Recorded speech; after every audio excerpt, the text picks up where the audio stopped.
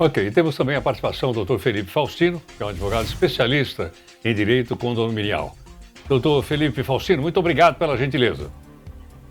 Muito bom dia, Heródoto. Bom dia a toda a audiência da Nova Brasil. Muito obrigado pelo convite. Eu que agradeço. Doutor Felipe, falando um pouco a respeito de locador e locatário, eu imagino que tem um mundo de coisas para poder explicar aqui para gente.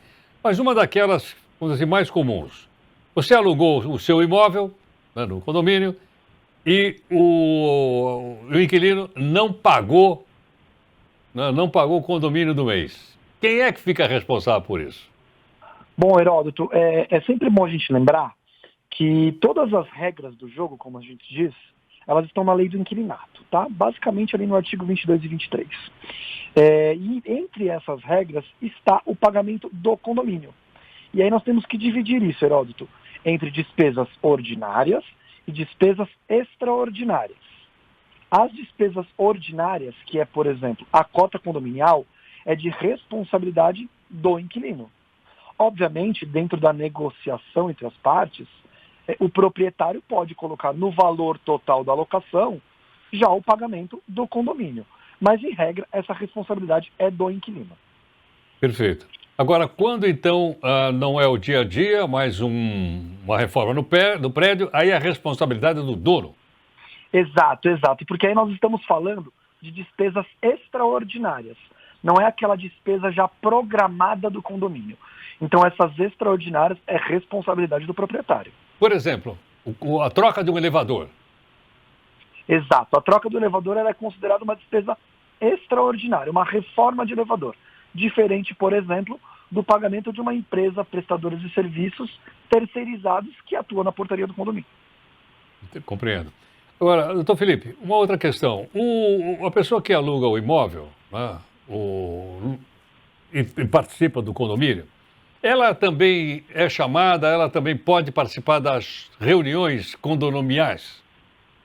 Heródoto, essa participação vai depender do fornecimento pelo proprietário de uma procuração para representação.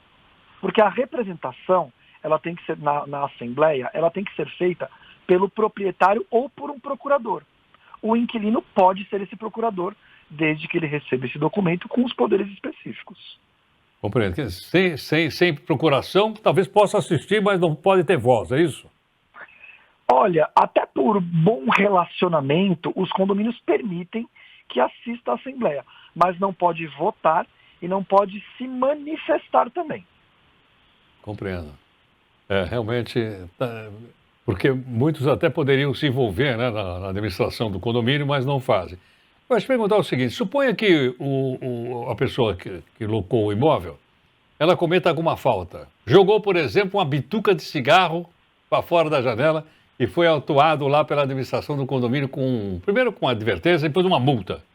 A responsabilidade é do dono do imóvel ou não? A responsabilidade, Heródoto, ela é sempre da unidade.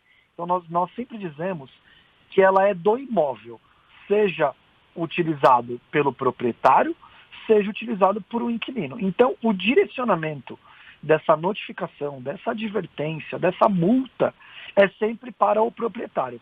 Mas, por óbvio, que quem acaba arcando com eventuais custos, por exemplo, de multa, é o inquilino. Então, a infração, ela é da unidade sempre. Agora, Felipe, suponha que a pessoa tenha, então, um imóvel dentro de um condomínio, pode ser um condomínio vertical ou horizontal, e ela resolva colocar um desses aplicativos, principalmente o Airbnb, né, para que possa ser ocupado. E aí? Pode? Não pode? Tem lei? Não tem lei? Como é que fica, Felipe? Heródoto, talvez essa seja a pergunta do milhão nesse novo ano. Porque, principalmente em condomínios, a situação é complexa, já que a grande maioria dos condomínios ela é feita para fins residenciais. Quando você faz essa locação, muitos entendem isso como uma forma comercial. E é aí que entra a divergência. Você tem, de um lado, o direito de propriedade, ou seja, o proprietário pode usufruir e fruir desse imóvel como bem entender, tá? Obviamente respeitando os seus vizinhos. E, de outro lado, um direito do condomínio em permitir apenas a utilização do imóvel para fins residenciais. Qual é o grande segredo nessa situação, Heródoto?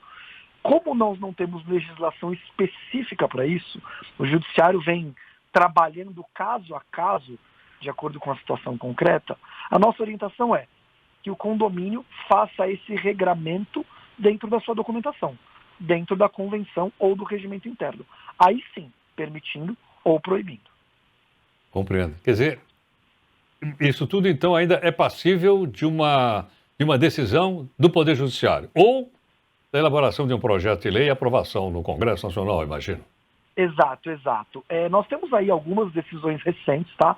Mas é sempre importante ressaltar que essas decisões são sobre casos concretos, tá? Então não dá para colocar como vinculante a todos os casos.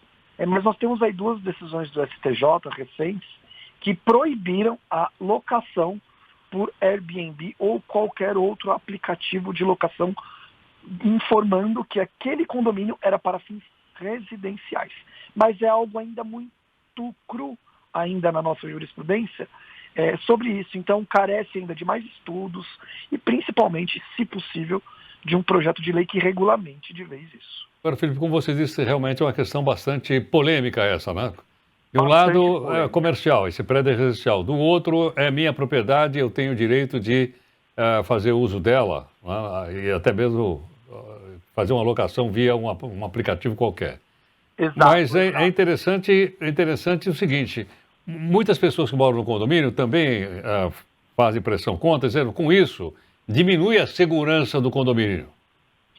Você acaba, Heródoto, nessa situação, abrindo precedente para um fluxo maior de pessoas entrando e saindo do condomínio. Então, isso, por si só, pode comprometer a segurança. Não é um fator primordial, até porque o condomínio precisa ter uma série de barreiras de segurança para que ele funcione bem e traga a tranquilidade para os seus moradores. Mas o fato é, se você tem um morador num imóvel que fica ali durante 2 anos ou 1 ano num prazo de uma locação comum, é um fluxo. Se você tem um por semana, é outro fluxo. E isso se tornou muito comum, Heródoto, principalmente em imóveis fora do grande centro de São Paulo, litoral ou interior, tá? E também próximo a metrôs em São Paulo, por facilitar esse deslocamento. Então, é uma realidade, nós não temos como escapar dela, mas precisamos sim regrar. Enquanto não regramos via lei, precisamos que o condomínio faça suas próprias regras, já que a lei é omissa. E tem que ser aprovado em Assembleia, né? Tem que ser aprovado em Assembleia. A sugestão é que isso seja colocado dentro da convenção do condomínio. Na E própria por regra, convenção, né? Exatamente. E por regra, essa convenção, para ser alterada, precisa de 2/3 dos condôminos. Não é fácil, hein? Não é Fazer uma fácil, reunião ainda de mais com condomínio, dois olha, eu faço terços. parte lá do pessoal que dá uma mãozinha lá no condomínio, você reunir 2/3 não é fácil. Não é fácil, principalmente em empreendimentos grandes, tá? Até porque não é uma cultura do brasileiro participar da Assembleia, o que eu digo infelizmente, mas hoje a legislação ela traz formas aí de alcançar esse quórum aí com as assembleias permanentes. Então, ficou um pouco mais fácil, vamos dizer assim. Perfeito. Doutor Felipe, muito obrigado por sua gentileza, por atender aqui a Nova Brasil.